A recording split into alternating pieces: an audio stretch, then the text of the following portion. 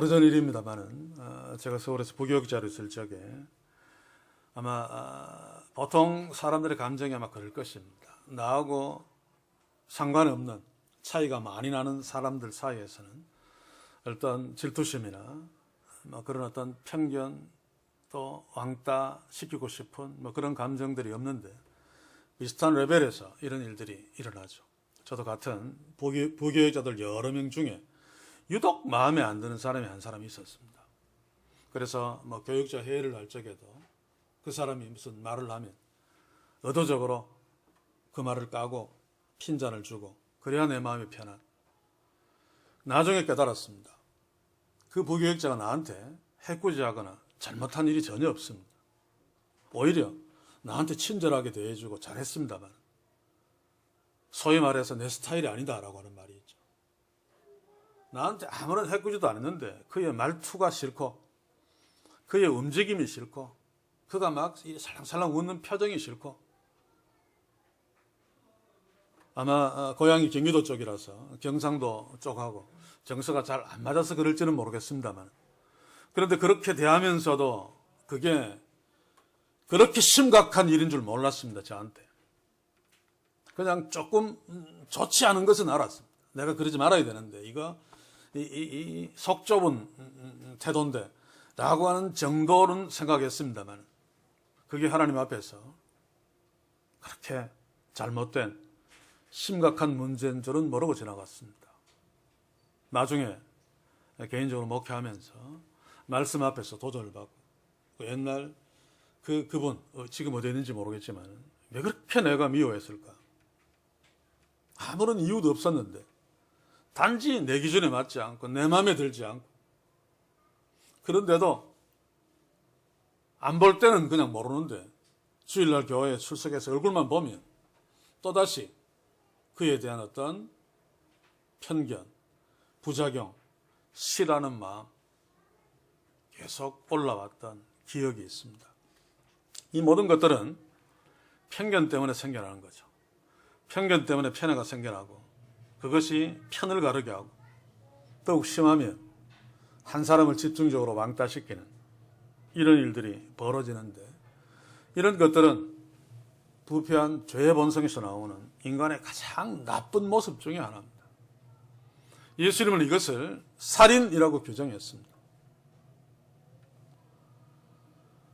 왜 인간의 편견이 나쁜 것인가?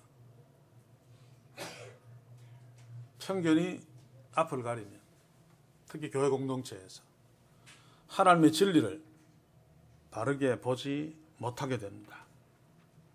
그러므로 인간의 편견은 결국 하나님을 놓치게 만들고 나아가서 영원한 생명을 놓치게 하는 비극을 낳게까지 하는데 간단 말입니다. 그래서 좀 잘못인데 고치면 되지. 잘못은 아는데 심각한 것은 아니지 라고 하는 이런 가벼운 생각들은 심각한 생각입니다. 오늘 야고보 선생도 그의 교회에게 13절에서 아주 심각하게 경고하죠.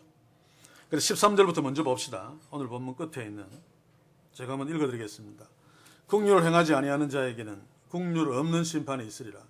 국률은 심판을 이기고 자랑하느니라. 여기에서 국률은 편견을 이기는 사랑으로 인한 감정 행위죠. 십자가에서 나타난 하나님의 사랑으로 인한 우리를 향한 국률이 그 대표적인 것일 것입니다. 사실 우리 인간들은 하나님 앞에서 하나님이 편견을 갖지 않더라도 죽어마땅한 존재들인데 그러나 그럼에도 불구하고 하나님 우리에게 국률을 베푸셔서 독생자를 희생시킴으로 우리를 하나님의 자녀 삼으심으로 우리가 그 국률로 지금 이렇게 하나님의 자녀로 복되게 살고 있습니다. 이런 하나님의 국률을 입은 자들은 당연히 국률을 베푸는 세포들을 가지고 있습니다. 그래서 국률이 여기는 자는 복이 있나니 너희가 국률함을 받을 것이다 라고 하는 주의 말씀이 바로 그것인데 자, 이럼에도 불구하고 하나님께로부터 국률을 입은 자들 그러나 부패한 죄의 본성이 그대로 남아있기 때문에 편견이 생기고, 그래서 편가를 미워하고 왕따도 시키고 삽니다만, 그러나 하나님의 긍휼하심을 입어 하나님의 자녀가 된 주의 자녀들은 자신에게 이런 나쁜 편견, 편애, 왕따 시킴, 미워함들이 있다는 사실을 알고 그것을 주의 능력으로, 십자가의 능력으로 극복하려고 애쓰며 사는 삶입니다. 다르게 이야기하면 극복되어져 가는 삶을 살죠. 이게 하나님의 자녀의 특징 중에 하나입니다. 그런데도 그 편견이 극복되어지지 아니하고, 극복하려고 애쓰지도 않고, 나쁜 줄 모르니까 계속해서 그 편견이 유지되어지면서 그로 인해 사람을 실족시키기도 하고, 결국 육신적인 생명을 빼앗는 것은 아니라 할지라도 죽고 싶은 자리에까지 하나님 피 주고 사신 자녀들, 우리의 믿음의 가족들을 나의 편견으로 그런 자리에까지 몰아갈 수 있다는 것입니다.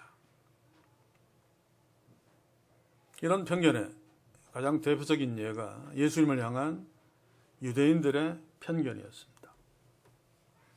예수님은 유대인들에게 해코지한 적이 없습니다.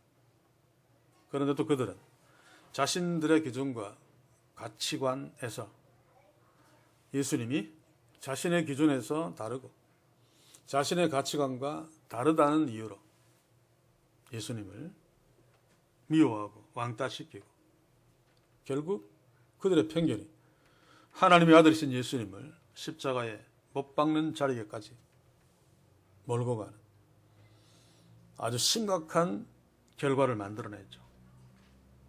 그런데 이들은 하나님을 잘 믿는다고 하는 자들이었습니다. 그리고 하나님의 영광을 위하여 내가 저자를 죽인다, 저자를 미워한다 라고 하는 분명한 나름대로의 자기 행동의 가치관을 갖고 있었습니다. 그래서 편견은 무서운 것입니다. 스스로 내가 악한 편견을 갖고 있다는 사실을 잘 인지할 수 없기 때문에, 그래서 자기는 자기를 잘 모른다 그러죠. 그렇기 때문에 더더욱 우리는 겸손하게 나도 모르게 악한 편견을 가지고 나의 사랑하는 가족, 내 아내, 내 남편, 내 자녀 또는 교회 공동체의 지체들을 죽이는 데까지 몰고 갈 수 있다는 전제하에 겸손하게 자기 자신들을 돌아보는 것은 날마다 해야 되는 중요하고 귀한 일이라고 생각되어집니다. 조금 전에도 이야기했지만 이 악한 편견은 자기도 모르는 사이에 자기의 기준이 되고, 또 때로는 선한 것으로 진리로 둔갑해서 자신의 악한 편견이 합리화되기도 합니다. 교회에서도 이런 짓들을 많이 하죠. 악한 편견임에도 불구하고 진리로 둔갑해서 합리적인 것으로 변신해버린, 그래서 많은 타락한 교회에서 그것을 진리로 받아들이고 있는 대표적인 예 하나를 든다면 바로 순복음교회 개통의 삼박자 축복일 것입니다. 요한 3서 1장 2절 한번 봅시다. 우리도 참 좋아하는 말씀이고 저도 개인적으로 참 좋아하는 말씀입니다. 그러나 이것이 잘못 해석되어지고 잘못 적용되어질 적에 그 이면에 무서운 편견, 무서운 살인이 저질러질 수 있습니다. 사랑하는 자여, 네 영혼이 잘됨 같이 네가 범사에 잘되고 강건하기를 내가 간구하노라. 네 영혼이 잘된다, 범사에 잘되고는 형통한다는 것입니다. 특별히 물질에 있어서 형통한 복을 받고 강건하기를, 육신적인 건강, 그래서 이것을 소위 삼박자 축복이라고 이야기합니다. 그런데 이 말씀은 장로 요한이 자기가 사랑하는 가이오에게 편지를 쓰면서 네가 이렇게 되기를 원한다라고 하는 장로 요한의 축복 기도죠. 그런데도 교회에서는 마치 이것이 하나님이 직접 선포한 진리처럼 오도시켜 예수 잘 믿으면 하나님이 이렇게 약속했듯이 누구나 다 영혼이 잘 되고, 이거는 뭐 예수 잘 믿으면 영혼이 잘 되는 건 당연하죠. 그리고 만사가 형통해서 물질적인 복을 누리고 또 육체도 건강한 건강의 복을 누릴 수 있다라고 선전합니다. 이게 소위 조영기 목사가 개발한 순복음교회의 자랑, 삼박자 축복입니다. 물론 주께서 장로 요한이 축복 기도한 대로 우리에게 이루어지면 정말 감사한 일이죠. 그러나 잘못된 편견에서 나온 삼박자 축복 이면에 심각한 메시지가 있다는 것을 우리가 놓치면 안 됩니다. 자, 건강, 물질의 복, 이게 예수 잘 믿는 자에게 주어지는 축복이라면 건강과 물질을 갖지 못한 자들은 반대 개념으로 이해될 수밖에 없습니다. 예수 잘 못 믿는 자. 그래서 삼박자 축복에서 나온 결론이 뭔가 하면 이런 복을 누리지 못하고 병들거나 가난하며 겉으로는 교회에서 예수 잘 믿는 것처럼 보여도 실제로는 뭔가 잘못 믿고 있는 거다 라고 결론 내립니다. 수십 년 전에 그렇게 설교하는 것을 제가 듣기도 했습니다. 다시 말하면 하나님의 자녀가 병들고 가난에 빠지는 것은 하나님의 축복에서 제외된 저주이기 때문에 예수 잘못 믿고 있는 거다. 그러면 교회 중심에서 밀려날 수밖에 없는 거죠. 이런 전통적인 축복관 때문에 오래전부터, 제가 어릴 적부터 교회 목사님은 아프지 않는 사람,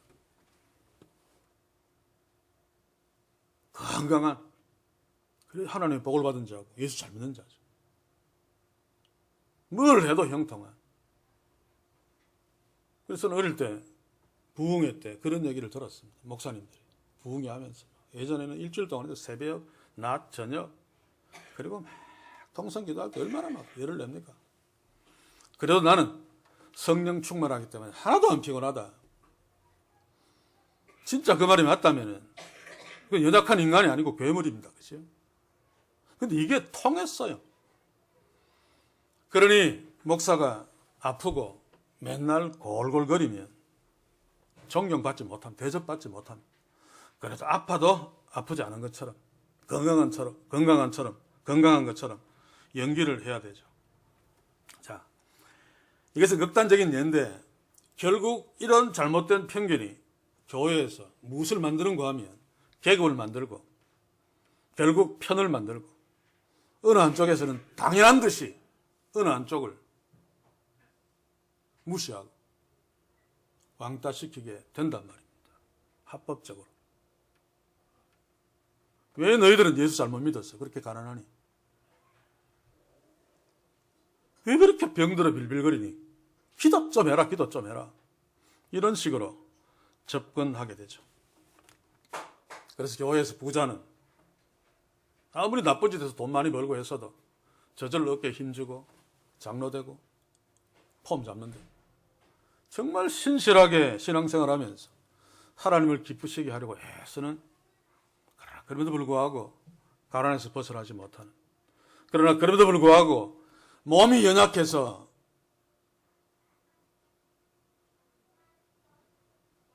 약한 자로 사는 이런 자들은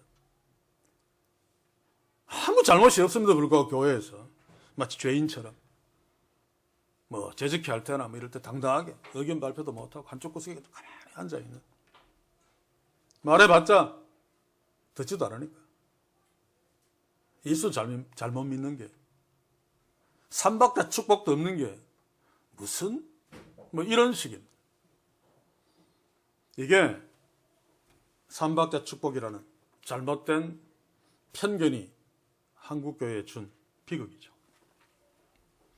이게 우리 몸에도 배어 있습니다. 그래서 나는 모르지만 나도 모르게 부자는 잘해주는데 잘난 사람은 그냥 친절을 베푸는데 힘없고 약하고 가난하고 무식하고 별 볼 일 없다고 내가 판단하는 자에게 나는 그렇지 않은데 실제로 그 사람이 느끼기에는 자기에게 무관심하고 또 무시하는 그걸 느끼죠. 그렇죠? 이럴 수 있단 말입니다. 근데 이게 제가 서두에서 이야기했듯이 그냥 조금 잘못된 정도가 아니라 심각한 것입니다. 국률을 행하지 아니하는 자에게는 국률 없는 심판이 있으리니. 이것은 국률이 심판의 조건이라는 뜻이 아니라 국률이 없는 자는 하나님의 자녀가 아니기 때문에 심판을 받는다 그 말입니다. 그래서 오늘 이 주제는 우리가 좀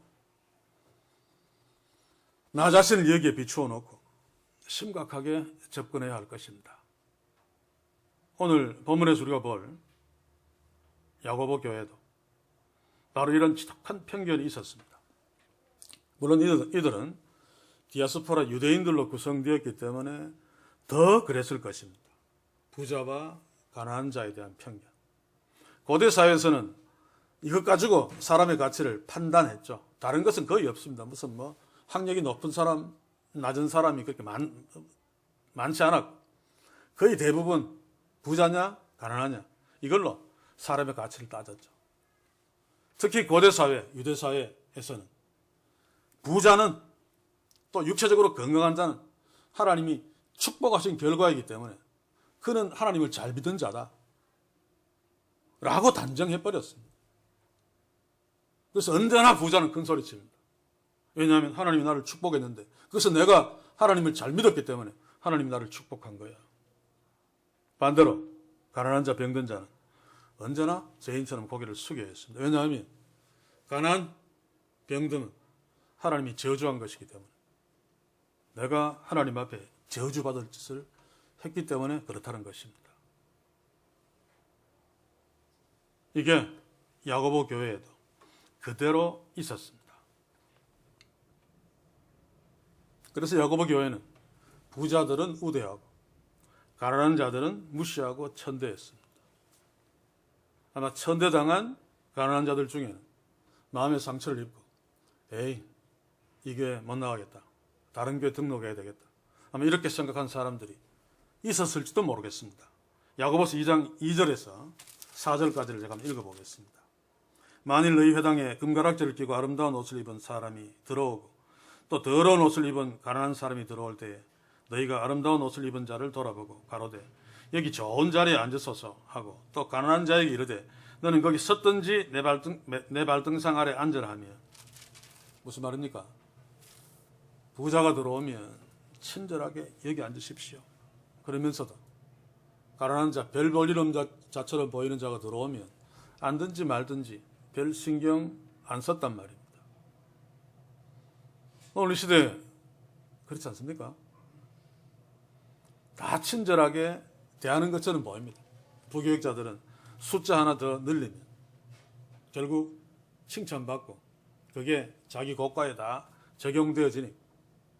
그런데 전체로 보면 만약에 어느 한 가난한 사람이 교회에 왔습니다. 막 친절하게 대해주고 막 해서 기분이 좋았습니다. 그런데 국회의원 한 사람이 등록했습니다. 그러면 난리를 치죠.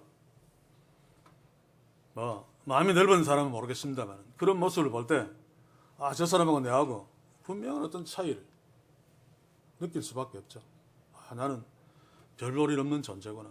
국회의원은 참 존귀한 존재라서 담임 목사를 비롯해서 오만 사람이 다 나와서 악수 청하고 소개하고 우리 교회 왔다 그러고 나는 뭐야?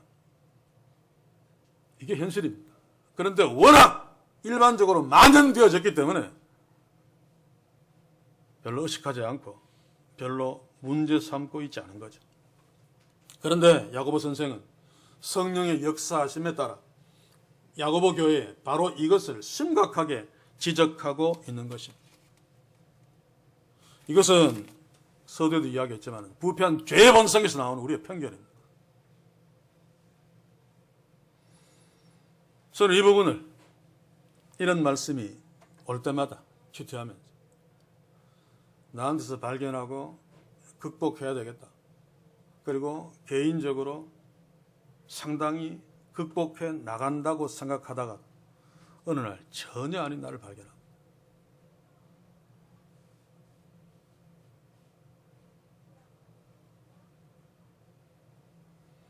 정말 쉽지 않은 문제.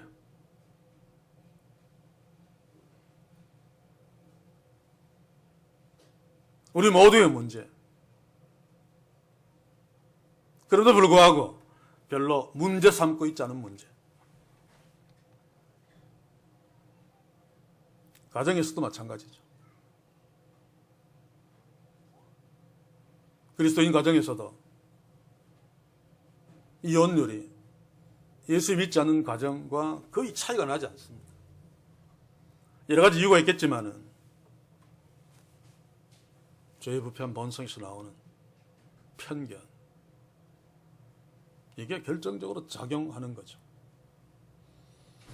그래서 우리 교회 공동체는, 모든 교회 공동체가 그렇습니다만, 하나님을 섬기며 하나님을 높이는, 예배하는 공동체, 또 하나님이 피주고 사신 하나님의 자녀들의 모임, 혈통으로 모인 공동체보다 더 강력한 가정 공동체가 교회인데, 그래서 이런 야고보 선생의 야고보 교회를 향한 경고를 우리도 귀담아 들으면서 우리를 돌아보아야 할 것입니다. 이제 본문 8절을 한번 읽어보겠습니다. 너희가 만일 경에 기록한 대로 내 이웃 사랑하기를 내 몸과 같이 하라 하신 최고의 법을 지키면 잘하는 것이거니와. 자, 이 말씀은 무슨 말입니까? 너희가 부자가 들어올 때는 이렇게 대하고 가난한 자가 들어올 때는 앉으면 앉고 말만 말아라 라고 하는 이 차별 대우, 그거 경이 말하는, 성경에서 말하는 최고의 법을 어긴 것이다, 그 말입니다. 그러면 나머지 법들은 다 지켜도 아무 소용없죠. 쉽게 이야기하면 나는 친구를 때리지 않았어, 친구를 미워하지 않았어 라고 하는 것이 그 친구를 죽였다면 아무 소용없습니다. 지금 그 이야기입니다. 자, 그런데 이 최고의 법을 어긴 것이 왜 그렇게 심각한가? 뒤에 우리가 봅니다만, 간음하지 말라 하니까 또 살인하지 말라 한 점. 간음은 안 했어도 살인하면 율법 전체를 어긴 거죠. 그래서 바로 이 부자와 가난한 자에 대한 편견으로 부자를 우대하고 가난한 자를 무시한 이러한 교회의 행동은 최고의 법을 어긴 것인데, 그렇다면 하나님이 주신 나머지 법들도 다 어긴 것이나 다름없기 때문에 이것은 보통 심각한 문제가 아니다. 하나님의 자녀, 교회, 삶의 내용이 무엇입니까? 주의 말씀에, 주의 법에 순종하며 사는 거죠. 더러더러 실수하는, 범하는 죄를 범하기는 합니다만, 그런데 편견으로 사람을 우대하고 무시하는 것은 최고의 법을 어긴 거다. 예수님도 말씀하셨죠. 하나님을 사랑하는 것, 내 이웃을 내 몸같이 사랑하는 것, 이 두 가지는 가장 귀중한 법이다. 이것은 구약 레위기 19장 18절에 이미 언급된 것입니다. 원수를 갚지 말며 동포를 원망하지 말며 이웃 사랑하기를 내 몸과 같이 하라. 나는 여호와니라. 구약 성경에서 어떤 명령을 할 적에 뒤에 나는 여호와다, 내가 말했다 그러면 아주 무거운 명령이죠. 하나님이 말했다, 그런데 그거 지키지 않으면 그냥 갑니다. 가. 요즘은 제 성령으로 말미암아, 예수의 피로 말미암아 그런 일들이 없습니다만 구약 시대에는 그랬죠. 그래서 예수님도 마태복음 22장 37절에 40절에서 예수께서 가라사대 네 마음을 다하고 목숨을 다하고 뜻을 다하여 주 너의 하나님을 사랑하라 하였으니 이것이 크고 첫째 되는 계명이요 둘째는 그와 같으니 내 이웃을 내 몸같이 사랑하라 하셨으니 이 두 계명이 온 율법과 선지자의 강령이니라. 둘째는 이와 같으니, 하는 것은 첫째와 같은 목연이라고 하는 말입니다. 그래서 다시 풀어보면 하나님을 사실은 사랑하지 않으면서 하나님에 관한 1계명, 4계명까지를 겉으로는 지킬 수 있습니다. 다른 신을 내게 두지 말라. 안 둘 수 있고, 너를 위하여 우상을 만들지 말고 절하지 말라. 안 할 수 있습니다. 그리고 하나님 일을 망령되이 끊지 말라. 안 할 수 있고, 안식일을 거룩하게 지켜라. 할 수 있습니다. 그런데도 하나님을 사랑하지 않으면서 할 수 있단 말입니다. 이것은 무엇입니까? 하나님을 조롱하는 것입니다. 궁극적으로는. 아무것도 지키지 않은 것입니다. 지켜본들 무슨 소용이 있습니까? 부부간에도 마찬가지죠. 정말로 사랑하지 않으면서 사랑하는 척하고 무슨 결혼기념일이라고 반지 선물 주고 아침에는 다른 어떤 여자와 시닥거려 놓고 아내가 몰라서 그렇지만 만약에 그것을 안다면 얼마나 화가 나겠습니까? 차라리 그런 어떤 결혼 기념 선물 안 주는 게 낫지. 하나님은 모든 것을 다 아십니다. 그럼에도 불구하고 우리 중심에서는 하나님에 대한 사랑이 없으면서 주일 지키고 11조하고 우상 안 섬기고 할 수 있단 말입니다. 사람들 사이에서도 마찬가지죠. 지체들 속에서 가족들 간에도 서로 진짜로 사랑하지 않으면서 부모를 정말로 사랑하지 않으면서도 부모를 공경할 수 있습니다. 또 살인하지 않을 수 있고 간음하지 않을 수 있고 도적질하지 아니할 수 있습니다. 이웃에 거짓 증거 아니할 수 있습니다. 내 이웃의 것을 탐하지 않을 수 있습니다. 그러나 이게 무슨 소용이 있습니까? 바로 그 말입니다. 사랑이 없이 아무리 계명을 지켜본들 무슨 소용이 있겠는가? 그것은 하나님 앞에서 이웃 앞에서 위선 그 이상 아무것도 아닙니다.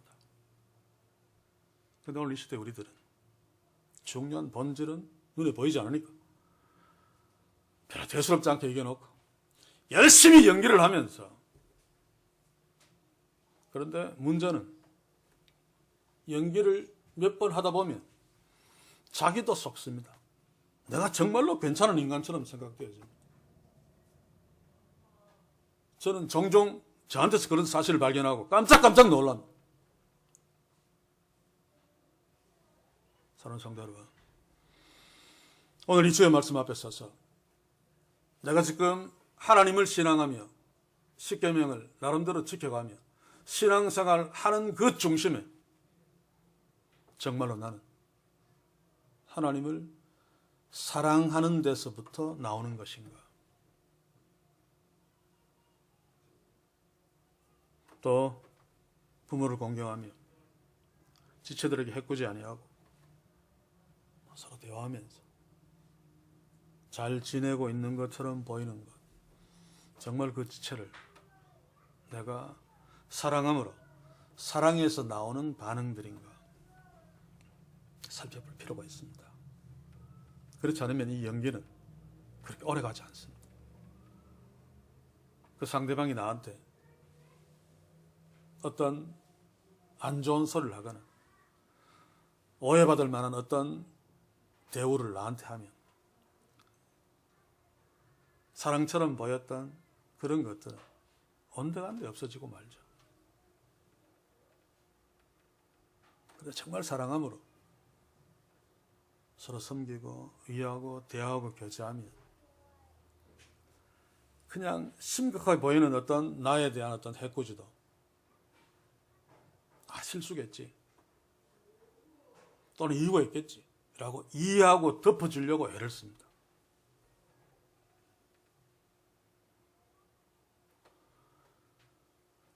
그래서 최고의 법인 하나님을 사랑하고 이웃을 내 몸과 같이 사랑하는, 내 몸과 같이라고 하는 것은 원문대로 보시면 내 자신같이입니다. 내 자신같이 나의 모든 것처럼 사랑하는 그 사랑이 중요합니다.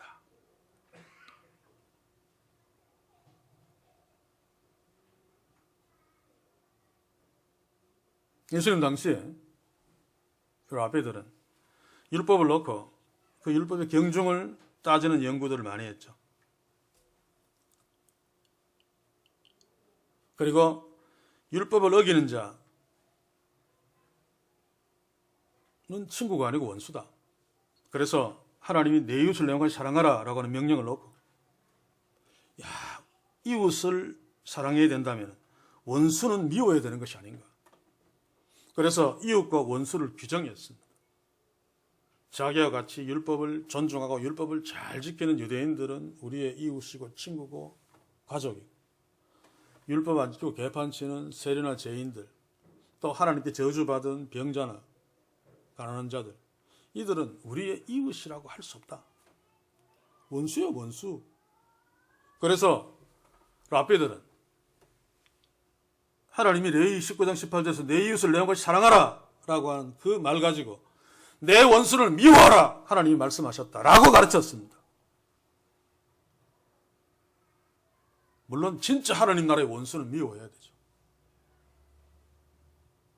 그러나 이스라엘이라고 하는 그 팔레스타인 테두리 속에 유대인들, 하나님의 백성들은 모두 다 하나님의 자녀들이고 한 가족들이죠.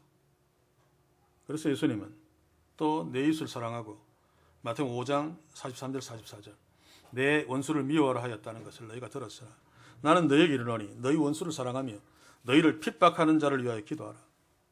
제가 이 부분 과거에 설교했던 기억이 납니다. 여기서 원수를 사랑하는 것은 네가 원수라고 규정하고 미워하는 그 자가 네 원수가 아니라 라고 하는 것입니다. 진짜 원수가. 현재는 너를 미워하고 너한테 막 해코지하고 해서 원수처럼 보여도 결국 원수가 아니라 가족이다, 형제다 라고 하는 거죠. 부부싸움 하지 말아야 되는 이유가 바로 그것입니다. 나한테 정말 기분 나쁜 일을 배우자가 했습니다. 그러면 정말로 화가 나죠. 그러나 싸우고 미워하지 말아야 되는 이유가 그럼에도 불구하고 내 아내고 내 남편이기 때문입니다. 예수님이 지금 원수를 사랑하며 라고 하는 것이 바로 그 말입니다. 원수도 아닌데 하나님이 가족으로 묶고 놓았는데 지 마음대로 원수로 규정하고 자기 마음에 안 든다고, 나 좀 해코지했다고, 뒤에서 나 좀 욕했다고 원수로 규정하고 네 마음대로 미워하는 거, 그거 안 돼라고 지금 예수님이 말씀하고 계시는 거죠. 유대인들을 향해서, 라비들을 향해서 너희들은 지독한 편견으로 하나님의 법을 무너뜨리고 있는 거야. 너희들 다른 율법 다 지켰어도 율법 하나도 안 지킨 거야 라고 지금 예수님이 말씀하고 계시는 것입니다. 선한 사마리아인의 비유도 바로 그거죠. 너희들이 원수라고 규정하는 것, 그 사마리아인 너 이웃이야, 사랑해야 돼 라고 하는 것입니다. 이런 관점에서 현재 나를 놓고 우리 가정에서 그럴 일은 없지만 내가 혹시 누구보다 누구를 좀 더 미워하고 누구보다 누구를 좀 더 좋아하지 않고, 가정에서 그럴 수 있죠. 부모는 철저하게 그것과 싸워야 됩니다. 자녀가 한 명이 모르는데 두 명 이상 되면 뭐 5손가락 안 깨물어서 안 아픈 손가락 없다 그러지만 애들은 느낍니다. 나보다 쟤를 더 사랑하고 이런 그러면 자녀들이 왜곡되게 클 수밖에 없습니다. 야곱과 에서도 마찬가지죠. 야곱의 아들도 요셉도 마찬가지입니다. 부모들의 편견이 그 형제들 사이를 망가뜨립니다. 교회 공동체도 마찬가지입니다. 그래서 우리는 오늘 주께서 말씀하시는 대로 우리의 부패한 죄의 본성에서 나오는 편견이 얼마나 무서운 것인가를 기억하면서, 당시 유대인들이 세리, 죄인, 병든 자, 거지들, 사마리아인들 당연하게 합법적으로 우리로 친다면 하나님의 말씀대로 원수니까 내가 미워한다 라고 하는 지독한 편견을 발견할 수 있길 바랍니다. 야고보는 이기도 심각성을 9절에서 이렇게 이야기합니다. 만일 너희가 외모로 사람을 취하면 죄를 짓는 것이니 율법이 너희를 범죄자로 정하리라. 율법이 너희를 범죄자로 정한다는 말은 하나님이 너희를 죄인으로 정할 것이다, 그 말입니다.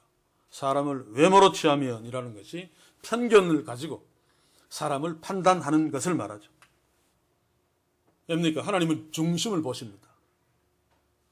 그 하나님이 교회를 세우시고 그 하나님이 우리를 하나님의 자녀로 묶었습니다. 우리가 하나님의 자녀라면 하나님과 동일하게 중심을 볼 수 있어야 되죠. 그런데 본질을 항상 놓치고 항상 껍데기만 가지고 사람들을 함부로 판단하고 내 마음에 들지 않다고 왕따시키고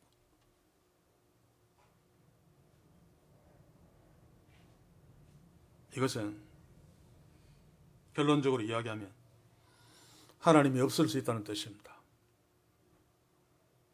중심을 보시는 하나님이 없다면 당연히 하나님이 없는 공동체에서는 중심을 볼 수 없을 수밖에 없죠.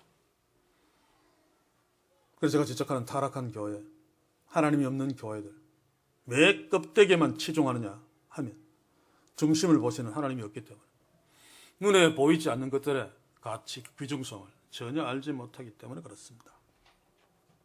사랑하는 성도 여러분, 성도 한 사람 한 사람에게는 하나님의 영광이 있습니다. 그 무게가 예수님이 죽은 십자가의 무게죠. 엄청난 영광입니다. 그런데 이것을 보지 못하면 야고보 교회처럼 금가락지 끼고 비단 옷 다 입은 사람들 그밖에 볼 수 없죠. 여러분 요한계시록에 보시면 천국에는 태양, 달, 해와 달이 없다라고 이야기합니다. 과장법이죠. 그죠? 왜 해와 달이 없습니까? 필요 없기 때문에. 하나님의 영광이 너무 빛나기 때문에 태양 그거 있어봤자 보이지도 않습니다. 그 빛은 아무것도 아닙니다. 그런데 만약에 천국에 태양이 환하게 빛난다고 한다면 그것은 천국이 아닙니다. 그렇죠? 왜냐하면 하나님의 영광이 없다는 증거이기 때문에. 하나님의 영광이 있으면 태양빛은 없습니다. 빛이 아니기 때문에. 마찬가지로 교회 공동체에서 우리가 야고보 교회 공동체처럼 부자들 우대하고 가난한 사람 멸시하고 내 기준으로 내 편견으로 어떤 사람들을 대하며 싫어하고 미워하고 같이 말 섞기도 싫어하고 만약에 그렇다면 그것은 무엇을 의미합니까?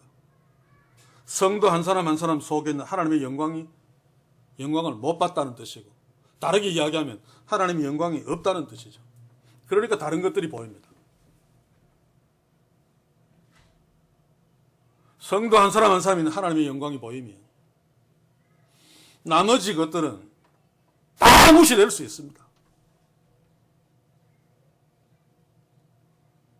제가 늘 이야기합니다만 하나님이 주신 십자가의 능력, 그 십자가의 기적을 알고 있다면 다른 기적들은 다 무시할 수 있죠. 이단들이 온갖 성령 폭발 그리면서 기적 행한다. 전혀 안중에 두지 않을 수 있습니다. 그런데 하나님이 주신 십자가의 능력을 모르는 자들은 거기에 확 몰려갈 수밖에 없죠.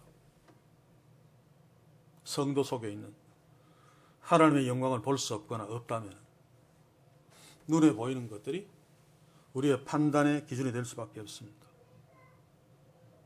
대부분의 교회들이 그러고 있잖아요. 대부분의 성도들이 그러고 있잖아요. 교회마다 누가 장로 됩니까? 껍데기 멀쩡한 사람, 그렇죠? 돈 많은 사람, 학벌 높은 사람, 뭔가 할 것 같으니까. 하나님이 하신다라고 하는 것은 전혀 없습니다. 말로는 그렇게 해도. 저 사람 돈 많으니까 뭔가 할 거야. 이게 타락한 교회가 갖고 있는 지독한 편견이죠. 이 편견이 어디서 왔습니까? 교회는 커야지 하나님이 축복한 거야. 큰 교회 목사가 능력 있는 목사야. 그러니 성장 일변도로 나갈 수밖에 없습니다. 그러니 눈에 보기에 교회를 성장시키는데 필요한 자들이 이거죠. 그래서 교회는 돈 많은 사람들을 선호합니다. 야고보 교회도 마찬가지겠죠. 병들고 가난하고 별 관심 없습니다. 젊은 사람들을 선호합니다. 일시킬 수 있으니까. 늙은 사람들 별 관심 없습니다. 관심 있는 척은 할지 몰라도. 이런 편견들이 교회 하나됨을 깨뜨려 버립니다. 교회가 교회되지 못하게 합니다. 그러면 실천말로 모든 것이 말짱 도루묵이 되고 마는 거죠. 그런 어떤 문제를 의식하고 회개하고 바로잡지 아니하고 계속 간다면 주의 심판대 앞에서 엄청난 충격을 당할 수밖에 없을 것입니다. 국률이 없는 심판이 있으리라. 물론 이것은 성도들에게 야고보가 심판으로 위협하는 것은 아닙니다. 뒤에 말씀드리겠습니다만. 아무튼 이런 하나님의 말씀들을 보면서 구원받은 하나님의 자녀의 모임, 혈통보다 더 중요한 가족 공동체, 우리 가정도 마찬가지죠. 처음에는 혈통으로 모였습니다만 하나님의 가정이면 혈통보다 더 강력한 것으로 모여 있습니다. 그게 진짜 주님의 가정입니다. 혈통은 두 번째죠. 이런 가정이라면 우리의 부편주의 본성에서 나오는 편견을 철저하게 극복해내야 됩니다. 사도 바울은 고린도 교회를 향해서 몸 지체로 설명했죠. 하나다. 네가 미워하는 그 사람 바로 니야라고 이야기합니다. 진짜 하나라면은 오른팔이 왼팔이 조금 시원찮다고 해서 싫어하고 미워하지 않습니다. 오히려 약하기 때문에 감싸주고 돌봐주죠. 만약에 타락한 교회들처럼 기능대로 대우받는다면 눈썹 같은 것을 밀어버려야 됩니다. 그렇죠? 사실 별로 쓸모없지 않습니까? 저는 어릴 때 주일학교에서 아직도 기억나는 게 눈썹도 굉장히 쓸모가 있다. 비 오면 물이 떨어지면 눈썹 때문에 눈에 물이 안 들어간다. 그때 그렇구나라고 생각했는데 모자 쓰면 되지 뭐. 그래서 우리가 기억해야 되는 것이 한 몸이다. 아무리 약해 보이고 아무리 쓸모없게 보여도 한 놈이고 내 가족이고 내 것이면 무조건 귀한 것입니다. 그렇지 않습니까? 다른 집 자녀, 나이 든 사람을 펴야 됩니까? 할아버지가 내 아들이 대통령이다. 그런데 이쪽에 계신 할아버지는 내 아들이 뭐라고 할까요? 그냥 아무것도 안 하고 논다. 그래도 이 할아버지에게는 대통령보다 아무것도 안 하는 자기 아들이 훨씬 더 귀합니다. 왜냐하면 내 가족이고 내 아들이기 때문에.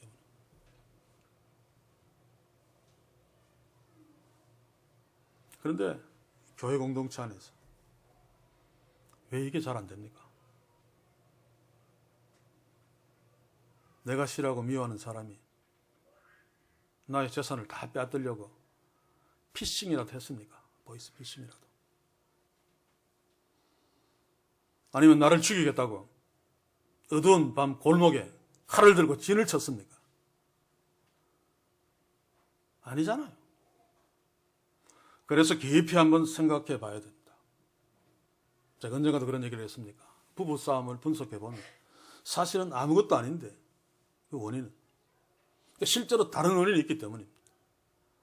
제가 예전에 신학교 다닐 때 이미 결혼한 전도사님입니다. 결혼한 그 부부 저하고는 굉장히 친했는데 그래서 집에 종종 갔습니다. 그런데 어느 날 제가 있어도 완전히 그냥 격렬하게 3차 대전이 벌어져요. 제가 막 말리고 나중에 이 자매분은 화가 나서 나가버리고 그 친구 전사님한테 뭐 때문에 싸웠노 그러니까 걸레 빤 거 자기는 마루에 둬라 그랬는데 항상 방 안에 옆에 둔다는 거예요. 그것 때문에 대판 싸웠다는 거예요. 옛날에는 그 종이 장판이기 때문에 진걸레를 방 안에 두면 막 부풀어 납니다만 요즘은 그때도 다 비닐 장판이거든. 밖에 놓나 안에 놓나 무슨 상관이 있습니까? 물론 어릴 때부터 커오는 자기 취향대로 걸레가 안에 있으면 좀 불편할 수 있습니다. 그래서 밖에 놓는 게 편할 수 있어도 그게 서로 싸울 이유가 됩니까? 아니잖아요. 그런데도 목숨을 걸고 싸웁니다. 이게 우리 어리석음입니다. 그래서 이럴 때마다 한 번씩 돌아볼 필요가 있단 말입니다. 나는 아내를 왜 미워하는가? 나는 남편을 왜 미워하는가? 나는 그 김 집사가 이유 없이 왜 싫은가? 한번 질문해 보십시오. 그 친구들의 싸움은 걸레 때문이 아닙니다.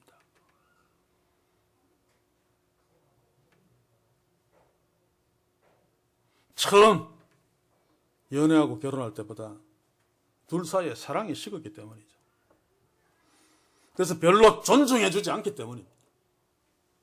그래서 걸레 하나 방문 안에 두는 거, 방문 밖에 두는 거, 그거 아무것도 아닌데 그걸로 인해서 화가 나는 거죠. 그걸로 인해서 목숨 거는 어리석은 짓들을 하고 결국 그것 때문에 이혼하기도 합니다. 이게 우리의 어리석은 인생임을 다시 한번 기억하고 이런 말도 안 되는 비극들이 우리 가정 공동체에서 교회 공동체에서 일어나지 않도록 주께서 말씀하신 경에 이르기를 최고의 법, 주께서 우리를 사랑하신 것처럼 우리 속에 있는 그 불꽃, 그 사랑이 문제라는 사실을 다시 한번 확인합시다. 이제 10절, 11절 봅시다. 야고보 교회에 있었던 편견들이란 차별의 심각성을 야고보는 10절, 11절에서 더욱 강하게 말하고 있습니다. 뭡니까?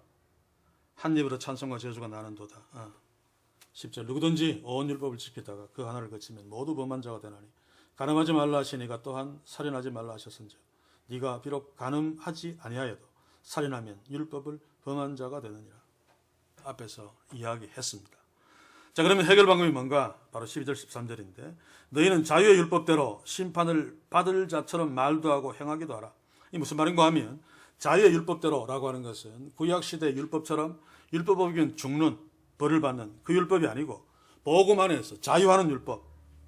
쉽게 이야기하면 지켜도 되고 안 지켜도 되는. 안 지킨다고 죽지 않습니다. 그렇지? 예수 그리스도의 십자가로 말미암은 하나님의 자녀된 자로서 하나님의 법을 지키는 것. 그것이 바로 자유의 율법대로. 그럼에도 불구하고 뭐라고 합니까? 심판 받을 자처럼 말도 하고 심판 받지 않지만 예수님이 대신 다 받았기 때문에 우리에게는 그냥 잘못한 것, 잘못했습니다. 그러면 다 끝나는, 잘못했습니다. 안 그래도 상관없는 그런 율법 어김을 할지라도 지금 야고보는 우리에게 심판 받을 자처럼 율법을 지켜라. 내가 저 형제를 조금 경외하고 좀 싫어하는 것, 이거 별것 아닌 것이 아니고 내가 아내를 좀 싫어하고 하는 거 별것 아닌 것이 아니고 사형당하는 죄를 짓는 것처럼 여겨라 그 말입니다. 그만큼 지금 무겁게 야고보 선생은 야고보 교회에 말하고 있죠.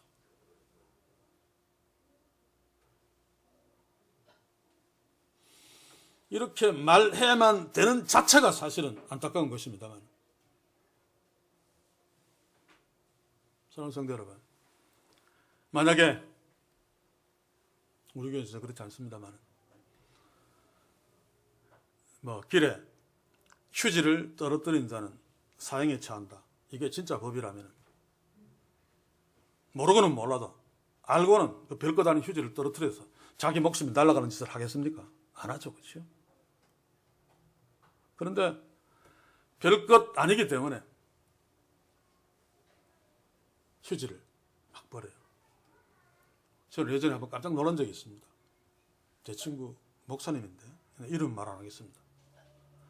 같이 차를 타고 가면서 그 캔을 이렇게 마셨는데 약간 으스한 길로 쑥 가서 차를 잠깐 세워놓고 문을 열고 캔을 밖으로 버려. 니 왜 그러냐 그러니까 여기 저금해 놓는 거야. 그러고 싹 가요. 저는 막 충격을 받았어요.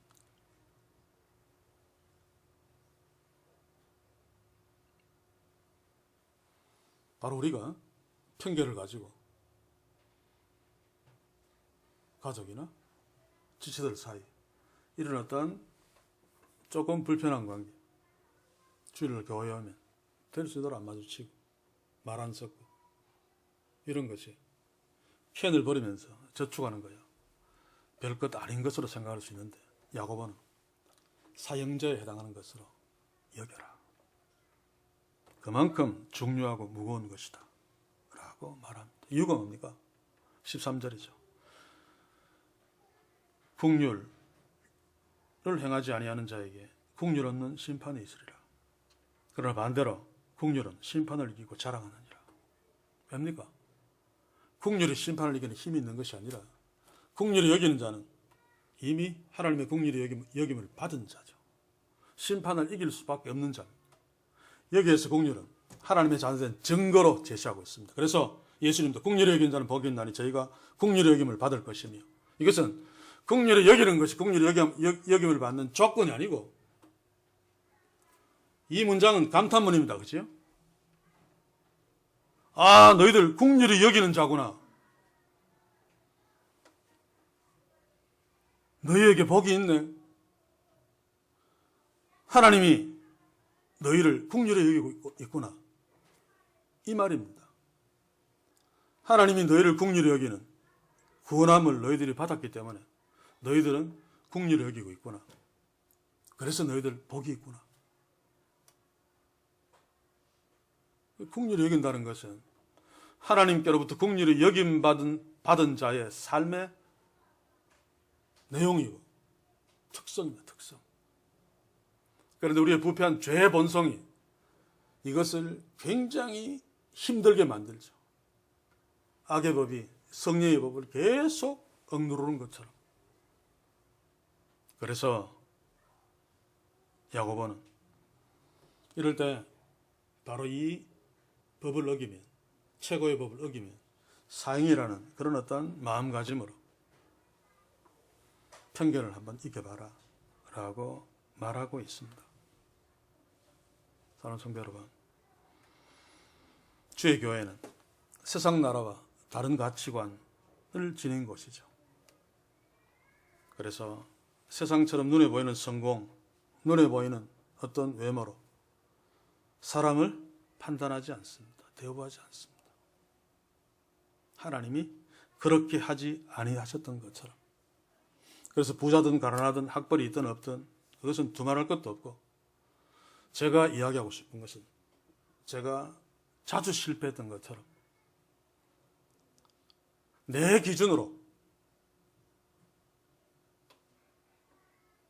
주님의 편견 없는 국률의 기준으로 나도 보고 지체도 보고 아내도 보고 남편도 보아야 되는데 항상 내 기준으로 사람들을 보면서 너는 왜 그렇게 불의하니? 너는 왜 그렇게 말만 하면 나한테 거짓말을 하니? 너는 왜 이러니? 라고 하는 것으로 판단하고 무시하지 말자는 것입니다. 그런 것들이 좋다는 뜻은 아닙니다. 그럼에도 불구하고 내 몸이고 내 가족이고 하나님이 용서하시. 그래서 하나님의 영광이 그 안에 있는 빛나는 하나님의 자녀이기 때문에 우리가 그것을 볼 수 있다면 우리 가정은 복될 것입니다. 우리 교회 공동체는 천국이 될 것입니다. 그래서 저는 감히 말합니다. 거창한 선교, 구제, 교회당 건축 다 못한다 할지라도 우리 각자 편견 없는 사랑으로, 내가 기준이 되지 않는 주의 국률이 기준이 되는 사랑으로 서로 대하고 섬기고 사랑함으로 정말 하나님이 박수 치시는 교회 공동체,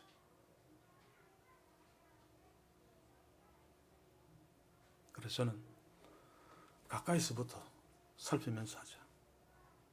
TV에 나오는 대로 멀리 아프리카에 있는 난민들을 보고 막 울면서 도와줘야지. 이거 말고, 물론 이거 해야 되는데, 그거 이전에 내 가족, 내 믿음의 지체들부터 돌아보면서 내가 어떤 편견을 가지고 그 속에 있는 하나님의 영광을 놓치며 야고보 교회처럼 정말 유치한 세상 사람들처럼 눈에 보이는 것으로 판단하고 나를 기준으로 싫어하고 미워하고 확대시키는가 돌아보면서 주의 성령이 우리를 도와주심으로 우리 가정공동체, 우리 교회 공동체는 또 각 기관들은 편견 없이 주님이 사랑하셨던 것처럼 나 자신을 사랑하는 것 같이 지체들을 사랑하는 그런 교회 공동체로 주님 오시는 날까지 서서 설령 건물은 없다 할지라도 설령 많은 사람들이 모이지 않는다 할지라도 빛으로 소금으로서는 복된 우리 모두 될 수 있기를 주의 이름으로 간절히 소원합니다. 기도합시다. 주여, 우리에게 진짜 이런 축복을 주옵소서. 우리 가정에 이런 축복을 주옵소서. 돈을 많이 벌려고 부부의 사이가 깨어지지 않게 하시고 다른 어떤 눈에 보이는 목적 때문에 부모 자식 간이 소원해지지 않게 하소서. 또 우리 교회 공동체도 기관마다 또 전체가 한 사람 한 사람 자신의 어떤 기준과 가치관으로 서로 미워하지 않도록 서로 소원하지 않도록 별 관심 갖지 않는 것이 아니도록 주의 성령께서 최고의 법인 사랑을 우리의 가슴 속에 풍성히 채워주셔서 편견 없는 사랑으로 나 자신의 편견을 이겨내고 우리 가정 공동체가, 이 교회 공동체가 하나님이 기뻐하시는 작은 천국이 되어 빛과 소금으로 세상 앞에 설 수 있도록 축복해 주시옵소서. 예수님의 이름으로 기도하옵나이다. 아멘.